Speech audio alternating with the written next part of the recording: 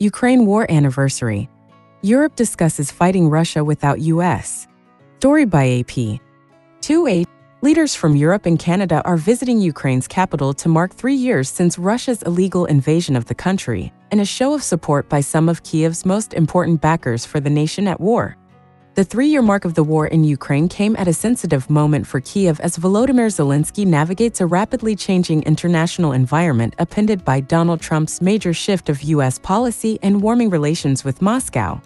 President Zelensky yesterday conceded that he was willing to step down if it meant securing peace for his country, suggesting that he could step down in exchange for Ukraine's entry into NATO. European Commission President Ursula von der Leyen and Canadian Prime Minister Justin Trudeau were among the visitors greeted at the train station by Ukrainian Foreign Minister Andriy Sybiha and the President's Chief of Staff Andriy Yermak. In a post on X, Ms. von der Leyen wrote that Europe was in Kiev because Ukraine is in Europe. In this fight for survival, it is not only the destiny of Ukraine that is at stake. It's Europe's destiny, she wrote. The guests, also including European Council President Antonio Costa as well as the prime ministers of Northern European countries and Spain, were set to attend events dedicated to the anniversary and discuss supporting Ukraine with Zelensky amid fears the US could pull support. In the latest sign of Europe's efforts to rework its strategy on Ukraine to respond to Trump's actions, Costa announced that he would convene an emergency summit of the 27 EU leaders in Brussels on March 6. With Ukraine at the top of the agenda, "We are living a defining moment for Ukraine and European security," Costa said in a post on social media. The U.S. leader has sought to follow through on his campaign promises to end the war quickly, though his methods for doing so have alarmed many in Ukraine and Europe who believe that his approach is too conciliatory toward Russia and its president, Vladimir Putin. Russia's foreign ministry said on Saturday that preparations for a face-to-face meeting between Trump and Putin were underway, and U.S. officials have said that they had agreed with Moscow to re-establish diplomatic ties and restart economic cooperation. And on Sunday, Russian Deputy Foreign Minister Sergei Ryabkov told the state-tasked news agency that Moscow and Washington would continue bilateral talks at the end of next week, adding that quite a lot of contact was ongoing between the Russian and American sides.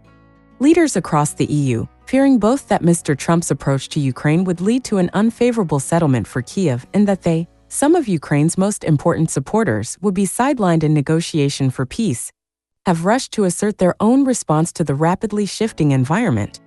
The EU's top diplomat on Monday insisted that the US cannot seal any peace deal to end the war with Mr. Putin without Ukraine or Europe being involved.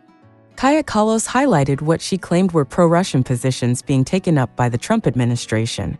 "You can discuss whatever you want with Putin, but if it comes to Europe or Ukraine, then Ukraine and Europe also have to agree to this deal," Ms. Kallas told reporters in Brussels, where she is chairing a meeting of EU foreign ministers.